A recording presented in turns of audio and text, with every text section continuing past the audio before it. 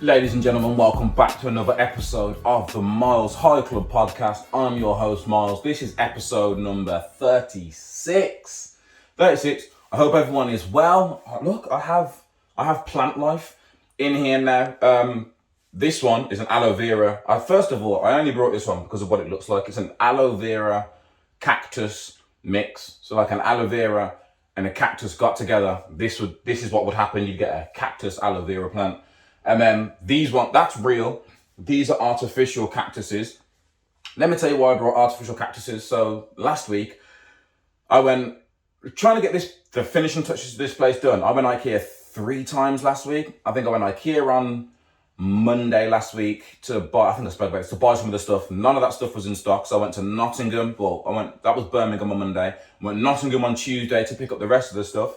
In Nottingham, I saw a cactus. I'm looking at it now. The cactus is probably about 3 foot. I'm really bad at measurements, so I don't know. But I'm going to guess it's like 3 foot. Nice big green cactus. Loved it. Saw it in IKEA. I saw it in Nottingham. I was like, oh, I really want this. But because I brought these sofas, there was no room for it. So I said, I'll just come back later on in life. 2 days after that, went back to the IKEA in Birmingham on Thursday to start buying some plants. You know what? The worst thing is, I don't think any of these plants that are in here are from IKEA. But found the cactus in the plant section. What didn't I do? Look for a price. Just assumed it's IKEA. Everything I've brought in IKEA so far has been cheap. Why wouldn't this full-grown 3-foot cactus be cheap? Picked up the cactus, saw a random grey pot that I thought that'll look nice and match the room. Picked that up, headed to the till. First of all, I've never brought a plant before, so I don't know what the going rate for plants are. Never mind what the going rate is for I don't know what you call it, a teenage cactus. Scanning, doing all the scans with a few other bits and bobs. Came to like £70. I was like, hold on a minute. Where'd you get £70 from? So I looked back at the screen. I was there like this going, £2.50, £2.50, £3. Cactus was £45. Once again, I don't know how much these things are meant to cost, but 45, and that was just for the cactus. The pot that it's in was like £12.50. This shit cost me nearly £60 altogether. And I know what you're thinking, Myles, why don't you just put it back? Because I really wanted a cactus. I set my heart on having a big cactus. Like, I want this cactus, I'm buying it. I saw that price and was like, I just literally bit the bullet and did it. I think I had 2. I had that cactus and a different plant. And because that was 45, I was like, you know what? I don't actually need that many plants. So I put that back, never to be heard of or never to be heard from again. And I just went with the cactus. But yeah, I've got a bit more greenery in here now. I've got 6 artificial ones. There are some behind the camera you can't see. And because I've been watching David Attenborough all over again, I got interested and was like, oh, can I buy a Venus flytrap? I didn't know if you could get Venus flytraps in England. It just seems whenever I see it, it's always a tropical setting. So I just Googled it for shits and giggles. Lo and behold, B&Q come through. B&Q, there you go. For everyone watching this, is it B&Q or Homebase? B&Q. B&Q sell Venus flytraps. You know what? I'll probably go out of focus, but it's fine. Huh? Now, it's not the biggest thing in the world, like you see when David Attenborough's actually showing you. Hopefully this doesn't mess up the focus of things now. I don't know how well you guys can see that, if you can see anything at all. But there they are, my mini Venus flytraps. Haven't fed them any flies yet. The windows do get left open every now and again because it gets hot again. It gets hot in here. So I leave the windows open, hoping to attract some flies to feed my Venus flytrap. But yeah, enough about me and my summer. I keep saying it's nearly complete, but I keep working all week. I've just got to put some shelves up, waiting for BT to come and install a new line. That was fun. Here's me getting everything set up, ready to start gaming in here. You know, the one thing I didn't check? Will the Wi-Fi reach the summer house? I knew the main Wi-Fi wouldn't, but we've got a Wi-Fi extender in the house that I had from when I was at my mum's. So I was like, oh, I'll just put the Wi-Fi extender in here. Anyone listening, just in case you're thinking to yourself, oh, I get bad Wi-Fi here or here and I want to buy a Wi-Fi extender. I don't know if it's for all extenders, but the TP-Link one I brought, you have to connect. There's 2 bits of it. One bit you plug in and then plug that into the router. And then the other one is wherever you've got low signal. So you plug that in and then it boosts your signal. They have to be plugged into the same mains, so the same electrical circuit. Because the summer house is on a different electrical circuit to the main house, yeah, the extender doesn't work. Came in here ready to set the TV up and everything, and I couldn't connect to Wi-Fi. Realized the Wi-Fi extender doesn't work. Luckily, shout out Chris. Go follow Chris Unboxed if you're into gaming on Instagram and YouTube. Good friend Chris, I spoke to him and he was like, he had the same issue as me with his man cave. So he spoke to BT and got a second line put in. So he's got his main internet in his house, and he's also got another internet line separate for his man cave. I rang up Virgin. Virgin don't do it. I was like, Virgin, you do everything? Literally do everything. The speeds I get with Virgin, unbeatable, but they don't do it. So I rang BT, and BT were like, yeah, man, we'll come through and hook that all up. So that's a week today. I'm impatient. I rang them last week, and it was like, yeah, you got to wait 2 weeks. And I was like, if you say so. So next week, that BT line should be getting installed, and the gaming channel will then be, well, it'll be on its way to get up and running. So it's go time very, very soon. I can't wait. But yeah, like I said, enough about me and the summer house. Today, I was going to talk about sequels. I said last week after I spoke about movie remakes and that. I was going to talk about sequels. We've got What's in the Box later. I'll cover off A Quiet Place 2 that I watched on the weekend. I think I watched A Quiet Place 2 on Saturday. If you haven't watched it already, no spoilers. No spoilers at this point. Go and watch it. Amazing. If you haven't seen the first one, go and watch the first one. Then go and watch the second one. Oh, amazing films. But I thought I'd do a responsible. I thought I was going to be responsible this podcast and talk on. It hasn't affected. It hasn't affected me personally, or not in a long time anyway. But the one thing that I keep seeing, it's the numbers seem to be creeping up, considering we're only halfway through the year. I keep every week, at least every few days, depending on what news outlets you follow, but every few days I keep seeing a reporting of some young life being lost to knife crime. I was going to say it's getting serious. I think it's been serious, but I think because everyone's been locked in their house for the past year or so, and then everyone just got let back out, all the savages just went wild. I know what you're thinking, Myles, you shouldn't call them savages. Not all of them are savages. Some of them, I'm not going to aggravate them. I don't want them coming over here. I'm just saying, some of them are. So we'll start with rest in peace is D. John Reed. I think that's the young, hold on, let me make sure I've got his name right, because if I haven't got his name right, that is going to be absolutely appalling. But for those that don't know who he is the young 14-year-old boy. Let me say the facts right, because I know there are a lot of tabloids out there that like to skip over some facts. This is the young 14-year-old black boy who was succumbed to racial abuse from a group of white men.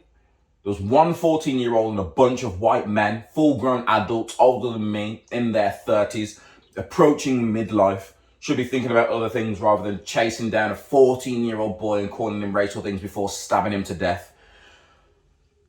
That story it's a horrific story. So yeah, a young 14-year-old boy who was, witnesses say they heard he was getting racial abuse shouted at him in Birmingham, was chased by a group of white men and then stabbed to death, left to die in the middle of the road in Birmingham. Such an unfortunate story. This one, however, I think it was the Daily Mail. First of all, yeah, it's D. John Reed. First of all, fuck the Daily Mail. I hate the Daily Mail so bad. How are they still able to publish papers? How are they still able to publish papers? I don't wish anything bad on people, but you see them people there. Well, listen, just them people there. Everyone who's watching this probably already knows what kind of shitholes the Daily Mail are. They tried to say it was a gang attack. It didn't seem like a gang attack, or if it was a gang of white boys, it wasn't like a gang on gang thing. It was just a 14-year-old boy who I think he was playing football before this all happened with some friends. Who knows? But rest in peace to that young soul, poor life lost there. I hope everyone that was involved in the chase, and they all should have rot, not even in jail, under the jail, like lift the jail up, throw their bodies there, and then just drop the jail on top. Don't worry about feeding them or anything like that. Fuck them. Scum of the earth, that's what I say. But yeah, knife crime, it's on a rise, or it's incline, or it's just more prevalent now than it has ever been before. I don't even know where to start with knife crime. Again, tabloids in the UK, they seem to be blaming the increase of knife crime in drill music. First of all, you can't blame drill music. Drill music is new. Drill music's only been around, I'd say mainstream drill music's probably been around for the past 2-3 years. Drill in itself, 5-6 years, people have been getting stabbed from way back, so it's not drill music. Does drill music incite violence? Not in me, that's what I'll say.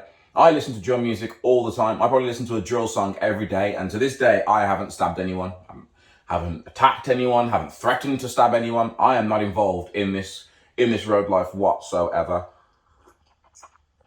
But again, you got all these people that want to ban drill music and lock all the artists. First of all, what you need to understand with drill music is, to me, it seems like to a lot of these people, music is an avenue. I don't know how many success stories we need to see. Again, I don't know whether they have or what dirt these guys have done. But when you look at some of the big stars, again, drill's not grime, but if you look at some of the big stars in UK urban, UK black music, so grime, rap, drill, whatever you want to class it as, music has been a path out of terrible situations for a lot of people. I'm not going to sit here and name everyone. Think of a grime artist, apply it to them. There you go. It's as literally as simple as that. Taking the music away, I think, would have worse consequences. Because again, music is an avenue. So what you need to understand is, for a lot of these kids, going to the studio means they're no longer on the street. Staying in their house to write bars, going to their friend's house to write bars, going somewhere safe to write bars is another way to keep them off the street. When this music eventually, or for some of them, when this music starts blowing and it starts opening up new doors and opportunities for them, I'd say a lot of them are smart enough to realize, maybe I can afford to leave this life behind. It's as simple as this. Look at some rappers. Some rappers out there boast about getting paid $50,000 for a show. £50,000 to perform at one show. That's more than a lot of people make in a year with their salary. Again, a 50,000 grand salary, that is a good job. I don't know if you know that, but 50 grand a year for a job, that is a fantastic job. But some people are out here getting that per show just to turn up and carry on rapping their music. So music is a way out. It literally is a way out for them. And again, people moan about the lyrics and the contents of this music. What do you want them to rap about? A lot of these people are rapping about what they know. They're rapping about their life. If their life just happens to be, they grew up in a rough area. Can I say rough? I don't know what the politically correct term is. Low income, probably the politically correct, whatever. If they grew up in like a rough area or they grew up in rough circumstances, I don't understand what else you want them to rap about. It's literally as simple as that. These kids, they get into whatever they get into. Best way to express themselves is through music. They express themselves through music. It's a gateway for a lot of them to get out of the terrible situations they're in. I see a lot of, again, when you read comments, when you see like these news articles come out, you see like people, why don't their parents just move? Let's all the excuses people get it. Let's cover them now. Why don't their parents just move house? It's not that moving house isn't cheap. Whether you're a homeowner or whether you're renting a house or renting a flat, it's not as easy as just going, okay, let's up and leave here. A lot of these kids, like 14, it's like when you see that it's like 14 to 19, 20-year-olds, they are still in high school, college, possibly university, but especially for high school, you can't just up and move houses and not consider the high school. That's one of them. Why don't they just move them schools then? Again, moving school isn't just the easiest thing. It sounds easy, move house. It's not as easy as just being able to uproot your life and move. Move schools. Moving schools is not as easy. What about if you pull your kid out of the school, or you want to pull your kid out of the school, so you apply for other schools and those other schools don't let you in? What about if those schools might not let you in because you don't live? Is it a catchment? I think it's catchment or catchment area. Something like that. But basically, what happens if you don't live in the correct area to be allowed to go to certain schools? That's one thing to think about. Another one to think about for everyone is saying, why don't they just get up and move? Where are they meant to move to? That is a genuine question, is where are they meant to move to? Again, especially in any city, a lot of these people that have beefs with each other and they have trouble with each other, yes, sometimes they're from the same area, but a lot of times they're from different areas. So as a parent, are you now meant to sit your child down, ask them who they've got beef with, who their ops are, and where all these ops live, and expect your child to tell you the whole truth so then you know what areas to navigate around? It's not going to happen. Again, I don't know if parents are thinking about this, but you could literally uproot a kid from A, where he's pretty safe in A, and the only reason he's getting into trouble is because there are people from block B that come over to A, and maybe some of his friends in A go over to B, and he just gets affiliated because he's friends with them. Or maybe he is going on all these ride outs. But what happens if you pick him up and move him, and now you move over to Area B? So now he lives in Area B. Everyone in Area B knows his face from Area A. They think he's still associated with Area A. You might have just ended his life a whole lot quicker because you wanted to move house. Moving schools, again, there's only so many schools in your area. What happens if you want to move him to a school outside of the area where he feels most safe? Like, he might be able to, like, as much trouble as he might get into, he might be able to walk to and from school or to and from college pretty safe. He might carry something in case something pops off. I'm not condoning it, but I understand it. But now you want to move them schools, and you could possibly move them to another dangerous area. Well, they ain't got a fucking clue what's going on, who's around that area, who runs that area. It's one thing after another. I'm thinking of all the excuses that I've seen people go for on this. Why don't parents search their kids before they leave the house? First of all, what are you going to do if the parents aren't home? What about if it's a single parent or both parents are out at work, the kid finishes school at 3, he's 14, 15, 16 years old? At 16, I was year 7, I was walking to and from school by myself. My mum never searched me. My mum could have searched me, but here's the thing. I'm sure people watching this when you were younger, either you or a friend that looked older would have gone to the shop maybe at some point to buy some alcohol. Went to the shop maybe to buy some alcohol because you were going out on the night or something. Now, most of the time, I would wait till I was going out, and then once I was out, I would go to the park, or before I get to the park, I'd go to a shop I knew where I'd get served, get my alcohol, and then bounce from there. However, there are people out there like, what happens if maybe a friend gives you a bottle, or maybe you're out and about and you go and buy a bottle, but then you've got to go home and get changed or whatever, and then head back out? I wasn't bringing alcohol back into the house. My mum always told me she'd look for my room. I know my mum used to search my room. What she was looking for, no idea. She never found anything though, so I never kept anything in the house. I used to have a bush around the corner, leave the house, walk around the corner so I'm out of sight, quickly stick my hand in the bush, pull out the bottle of vodka, put it in my pocket, head over to the park. What makes you think kids aren't doing this? You can't put this on, again, maybe you can put some things on parents. I don't think you can put this on parents, because even if parents are searching these kids, a lot of these kids are smart enough to know, I better not bring this back into the house. How many raps do you have to hear of people giving, again, I'm not trying to bait people up, but again, people giving stuff to friends, to females, to girlfriends, for them to look after. All right, you hold this because I can't really bring this home. It's a bit bait for me if I bring this home. How many parents out there are checking their innocent, or what they think to be innocent daughter's bedroom for stuff? They're probably not. They probably don't think to themselves, oh, maybe my daughter's got some friends who carry stuff and maybe they're giving it to her for her to hide so that they don't get found out by their parents or the police. So again, I don't think you can put it down on police. And then the other one you've got is, why don't they just put down the knives and fight? There are multiple answers for that question. Few of them now. One, some people can't fight. Sorry to say, some people out there can't fight. Again, I'm not justifying this as a reason for you to carry a knife or any sort of weapon. I'm not saying if you can't fight, carry a weapon. I'm saying there are people out there who can't fight, and because they know they can't fight, they're more likely to carry a weapon to protect themselves should anything happen. You've also got trust. Again, there are people that you don't like someone, that someone doesn't like you. Whoever tells you, if your mom comes and tells you, your friends come and tell you, the news, the police, the government, whoever, your favorite rap artist might be able to say to you, yo, put the knives down. It's not worth it. Great message to put out there. But why would I put my knife down if I don't trust them to put their knives down? Again, not justifying it. I'm just saying I understand the thinking. But why am I going to put my weapon down if I don't know they're going to put their weapon down? Because then if I put my weapon down and I get caught, I'm dead. There's literally it's a common street phrase. I'd rather get caught with it than get caught without it. And what that basically means is what they're trying to say is they would rather get caught by the police with a weapon rather than get caught by their ops without a weapon. And if you can't understand that little thing there, maybe you shouldn't be having this conversation.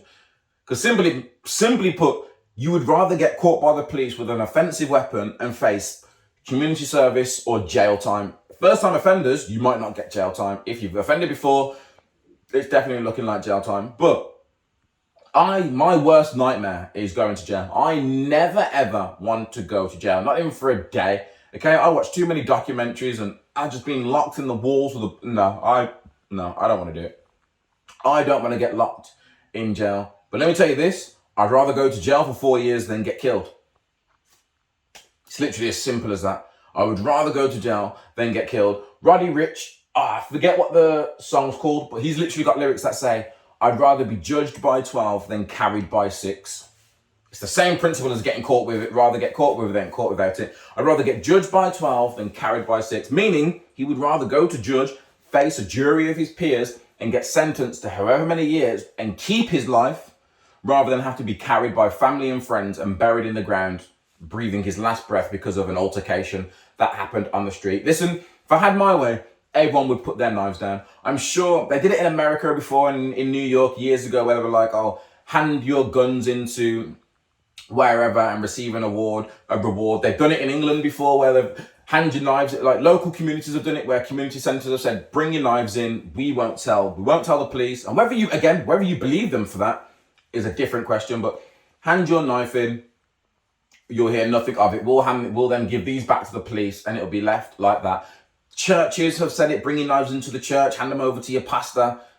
Pick up a Bible. All sorts of things like that. Again, all these things are fantastic.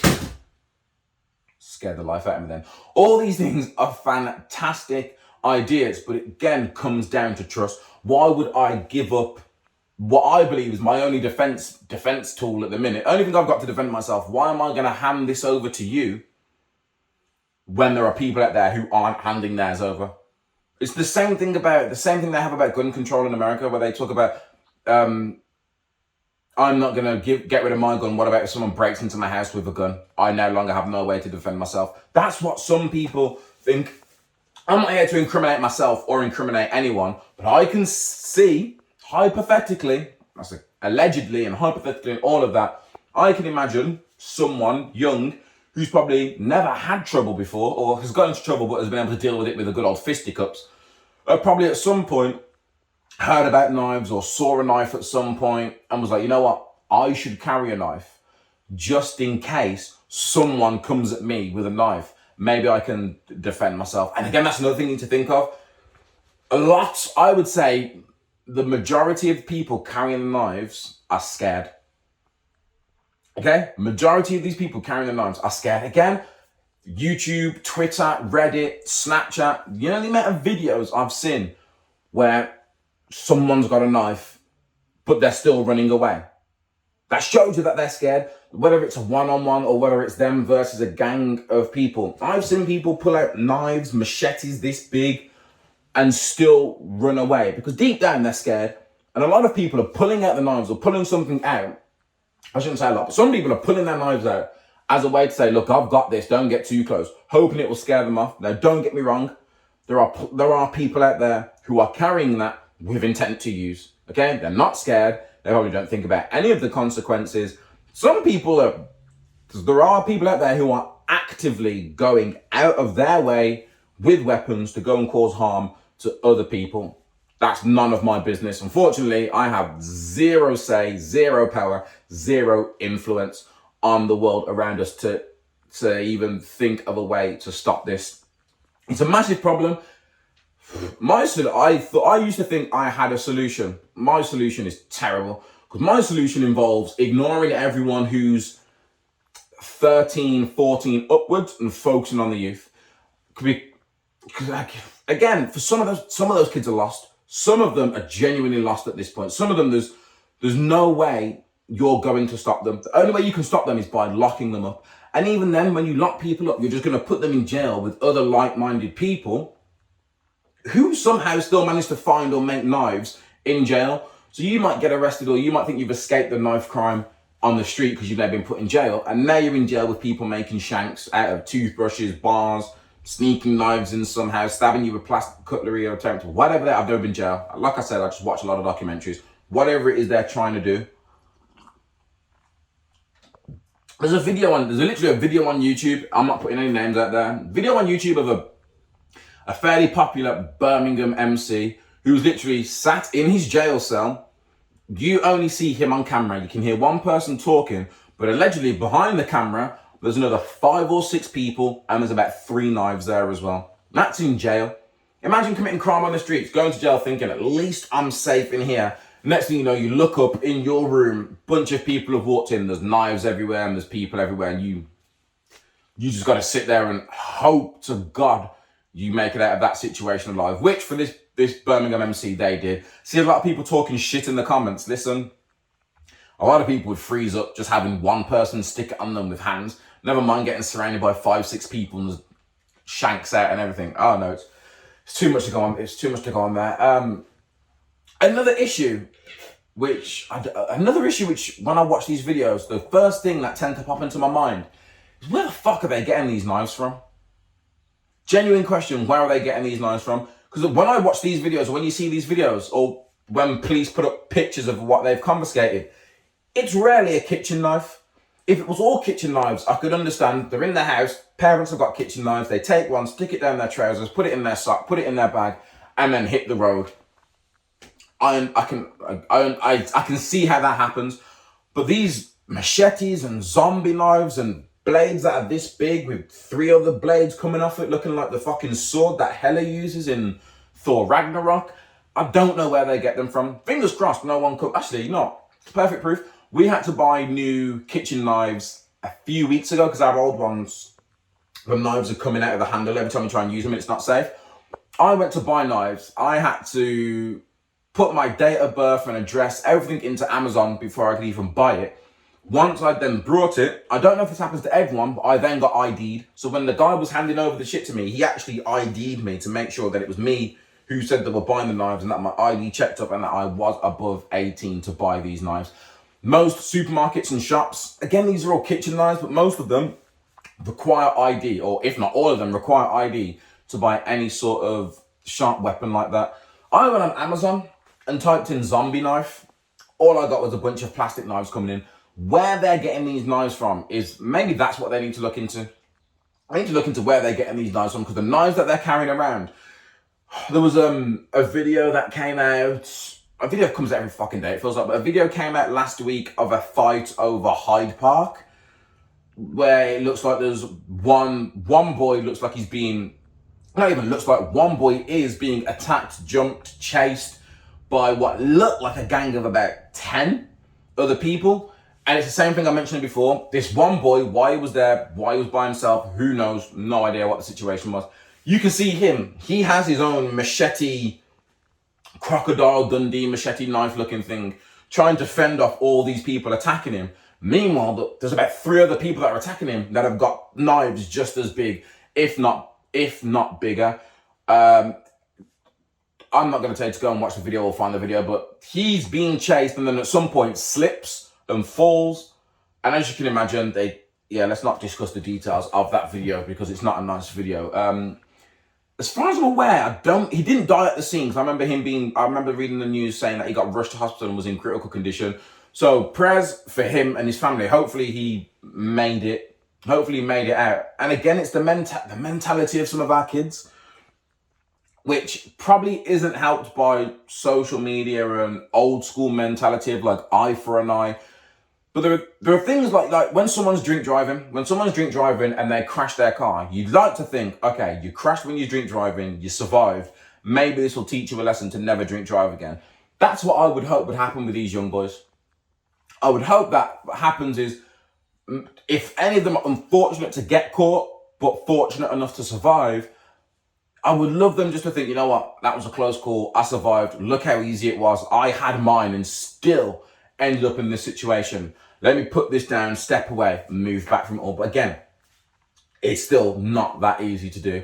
You've got olders grooming, again, not all of them, but you've got olders grooming all these young kids. So you've got young kids who are probably just walking to and from school, maybe they want to play over the park. You end up bumping into a gang of people, and to avoid getting in trouble with them, you're like, you know what, let me just affiliate myself with these on the edge, just so at least I can be safe in my own area. But now you've done that, you've got other areas who see you with them and like, right, he's affiliated, he's gang. So you could be a kid minding your own business and get caught up in something that you weren't even a part of, or you weren't even there for, or you had no idea what was going on, purely because of the area you live in and the people you associate with. I say all that to say, what's the solution? I don't know. I don't have the solution. I saw one thing as well. Like, there's one thing, again, it comes to, I think it's to do with psychology or some, I'm not the most experienced person in this, but someone was like, they need to up the sentence for knife crime. So I got it here. So this is all according to the government website. So according to the government website, the maximum sentence for carrying a knife illegally is 4 years in prison and an unlimited fine. If you use the knife, if you injure someone or use a knife to commit a crime, the penalties could increase. That makes sense. The minimum sentence for offenders, so if you already have at least one relevant conviction, the minimum sentence for carrying a knife is 6 months in prison, or for adults, or 4 months detention or training for if you're 16 and 17 years old, possibly under. And apparently there will be no minimum sentence for first-time offenders, but the maximum would be a year in jail. Again, taking all of what I've just said into consideration, all of that sounds better than death. All of it. If I'm walking to and from school and I'm getting harassed, or my friend gets jumped, or someone in the area gets jumped or attacked or robbed at knife point, and I'm thinking to myself, I don't want to die. Whether or not they know these sentences, picking up a knife. So again, I've seen people say they need to increase the sentence. Here's where that messes up. Let's say you increase the sentence. Let's say if you find someone carrying a knife, especially those big offensive knives that they're not used for cutting food. There's only one use for those kind of knives. If you catch someone with that, let's say you then up the sentence to 10 years, 15 years, 20 years. That's the same sentence some of these people get for murder. So now, in my head, if I get caught carrying a knife, I could get 10 years. However, if I'm carrying a knife and someone attacks me, and let's say I use my knife in self-defense, or let's say I attack them back, but they don't die, I'm facing the same amount of years. So it then pans out. No, the risk is the risk. Like, I either don't carry a knife and die, or I carry a knife and possibly survive, possibly fend off my attackers, or I then get thrown in jail.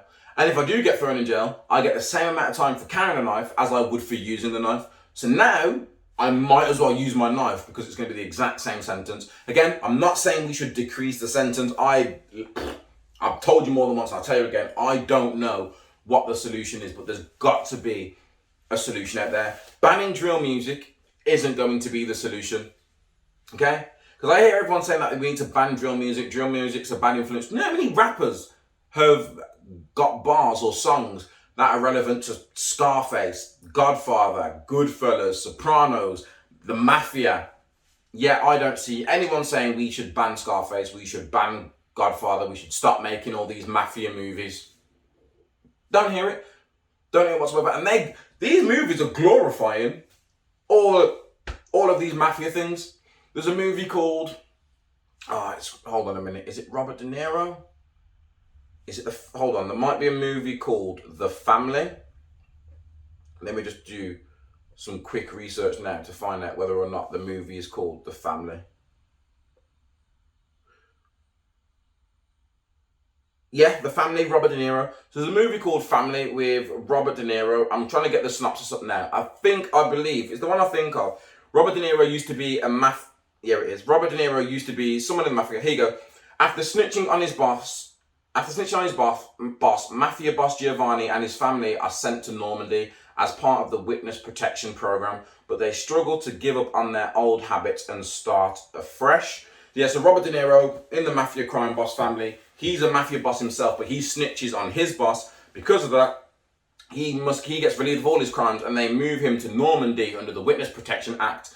Something happens. I think there's a play. I think something happens at the kids' school where there's a play, or someone gets put in the paper. The Mafia then clock it's this guy, and then they go over there to find him. This movie, I learned that apparently when you're a snitch, not only does the Mafia attempt to kill the snitch, but to send a message to you and anyone else that's thinking of snitching, they rape your wife/girlfriend.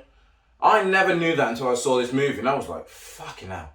But they still made that movie. They still included that in the movie. And then that movie went on to be as successful or unsuccessful, however old it is. But this stars a big name like Robert De Niro's in it, Tommy Lee Jones is in it, Michelle Pfeiffer's in it.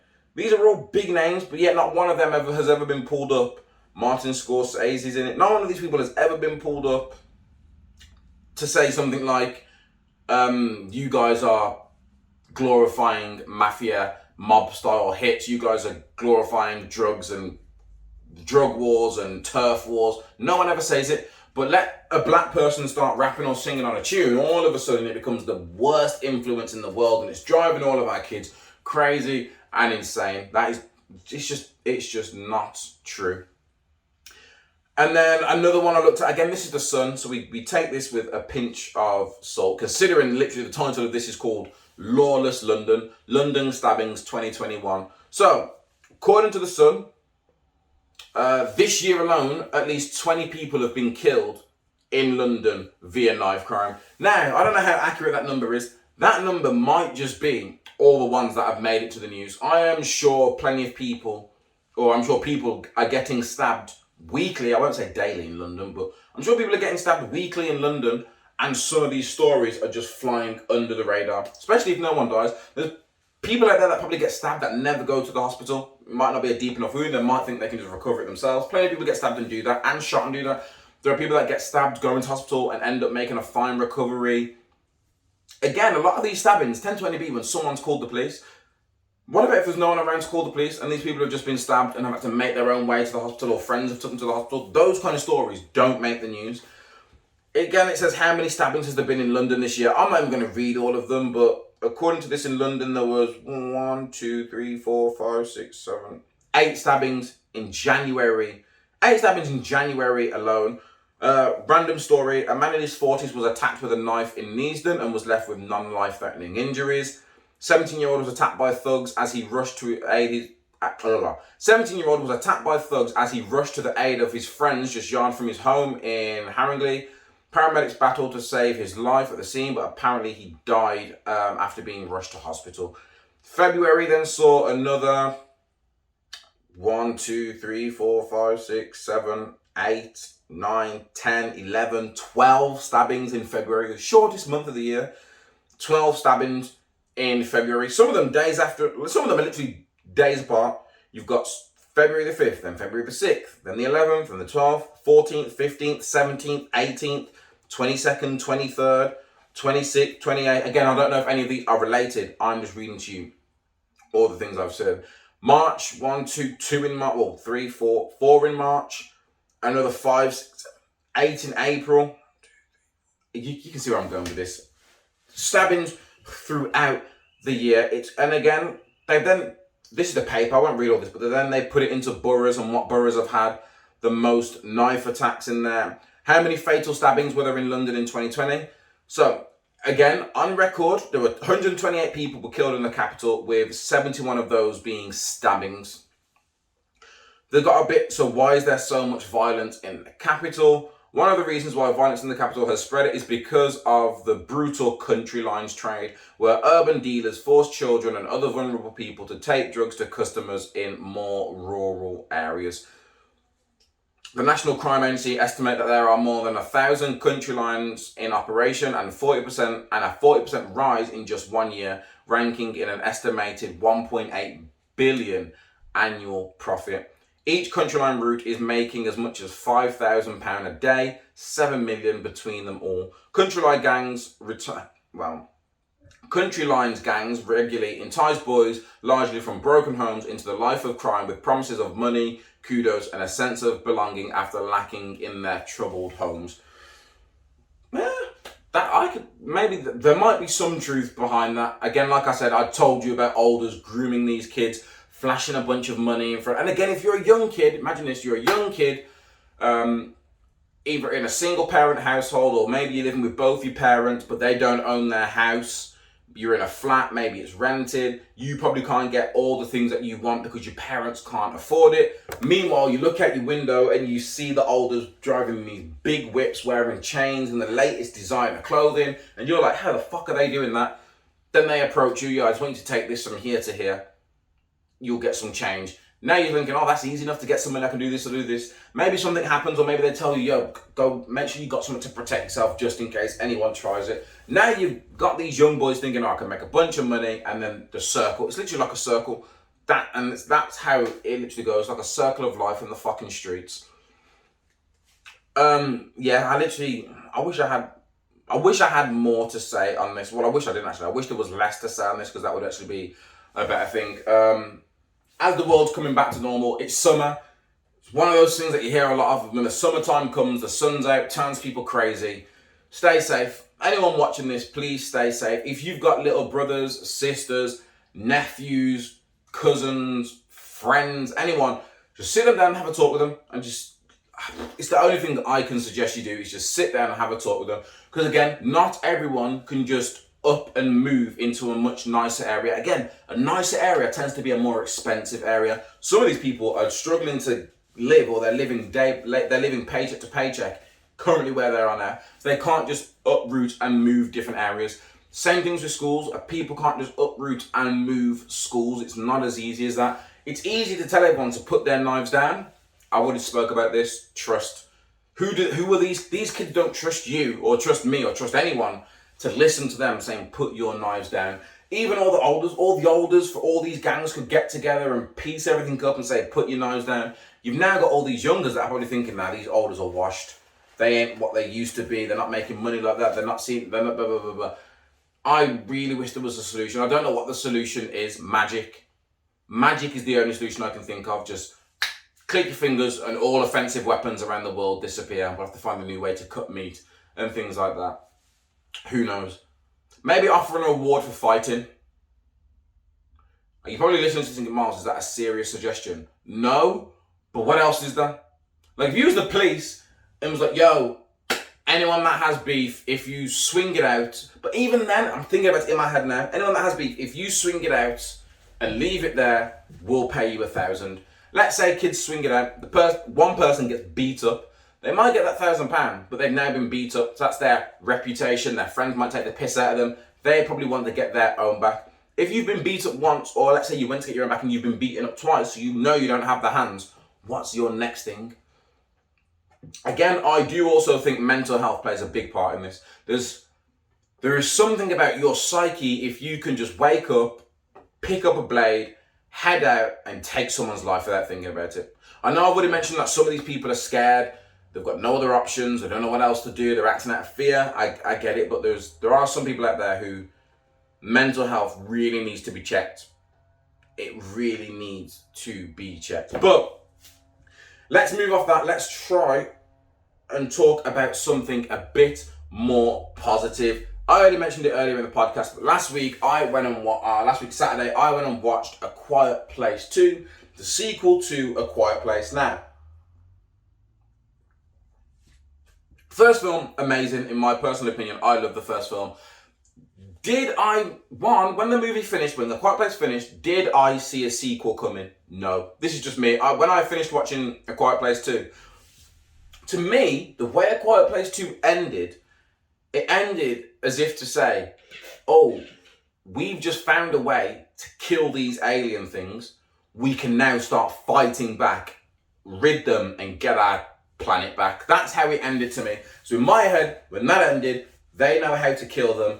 They're going to get the news out to whatever survivors are still out there, and start fighting back and eventually repopulate the Earth. That's how I saw it. How wrong I was. The sequel just near enough picks up where it left off. Now, I'm not going to spend too much time on this. Go and watch it. Spoilers from this point outwards. Quiet Place Part 2. It started with a flashback because I was hella confused when I saw, it's John Krasinski, but his name is Lee Abbott. If you don't know who John Krasinski is, he plays Jim in The Office. It's the best way to play it. Hold on, I'm sure it's his real life wife. Hold on a minute, because I'm sure John Krasinski's real life wife is Emily Blunt, who's in this movie. Hold on a minute. Spouse, Emily Blunt. Yeah, I was right. It's not his kids in there, but it is his spouse. So it shows you with Liab and it shows you day one. I didn't mind this flashback because it flashes back to day one when the aliens land and actually start taking everybody out. How they worked out it was sound. I don't know how they worked out that they were attracted to sound, because in the bit they all hide in a room and someone starts praying and he covers his mouth and tells them to shush, and then some girl's phone goes off, and when the phone goes off, the alien jumps in the window and just fucks everyone up. Amazing first opening to that act. The one little thing, because again in the trailers you see Cillian Murphy. If you don't know who Cillian Murphy is, he plays the bad guy in The Mask. And that's the only name I can go for because I don't know what his name is in Peaky Blinders, because I don't watch Peaky Blinders, but he's in Peaky Blinders as well. But Cillian Murphy is the bad guy from The Mask who fights Jim Carrey. His character is there. You see him in the trailer, so I knew when you see him at the baseball game, he was going to be in there. There was this one scene where he's talking to Lee's daughter, Regan, the deaf girl, and he says to Lee, "How do you say dive?" And Lee shows him how to say dive, so he can sign to the girl dive. When I saw that, I was like, they've done that for a reason. At some point in this movie, that's going to come into play. Lo and behold, it comes into play. But it's a good way it comes into play, so I'm not going to shit on it. I'm not going to shit on it or downplay it too much. I don't want to do a full scene-by-scene review, because I thought that's what gets... I should do a separate video for the scene-by-scene reviews. Highlights of this movie. As much as the girl, not the actress, it's still a fantastic movie. I just get really emotionally invested in it. The girl, Regan, whatever she calls herself, the deaf girl, she annoyed the fuck out of me throughout this whole film. But the one thing this film did so well that they didn't do in the first movie is every time we went to the deaf girl's point of view, all the audio cut. I'm talking, the whole cinema just goes quiet. So whenever you're in the point of view of the deaf girl, the whole cinema goes quiet, which is the one... Hold on, let me think. It just goes quiet, which aids to the one thing that this movie does so well. The first one did it so well, and the second one does it just as good, if not better, and that's building the tension. The way this film builds the tension, because again, in the first Quiet Place, I feel like they're dealing with like 1, 2, or 3 of them in like the main bits of it.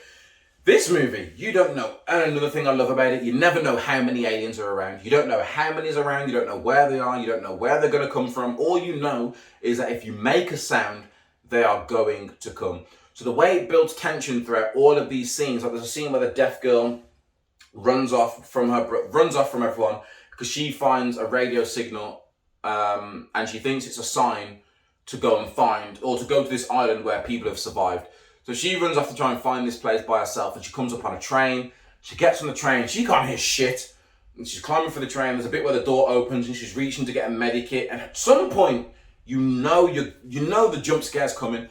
Throughout everything, you know the jump scare is coming, you just don't know when, which makes it even better. And like a skeleton falls on her, she jumps and squeals and hits the train and makes a whole bunch of noise. And then the camera goes to like a side profile, and everything is quiet because it's her point of view. And she rocks back, and you can see down the train there's nothing there, and then she rocks forward again, and then she rocks back and aliens creeped in there, but she can't hear anything and we can't hear anything, which adds the tension even more.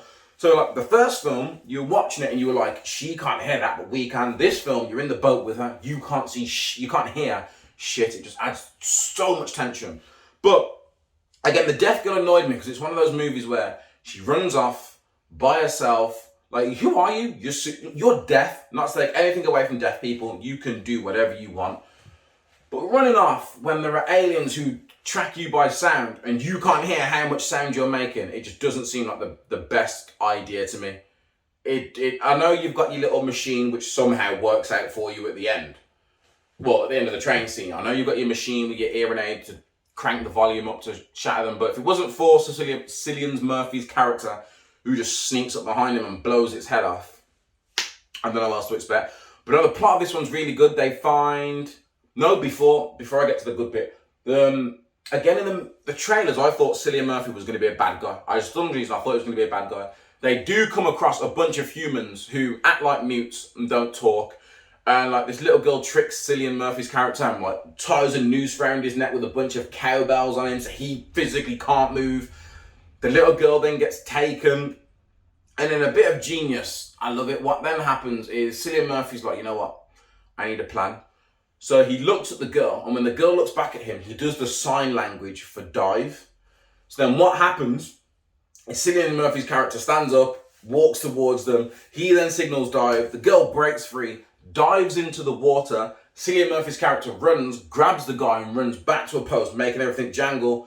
Aliens start coming. Because aliens are coming, everyone shits themselves. And then the guy who Cillian Murphy's got, the ringleader, stabs him in the leg to make him scream.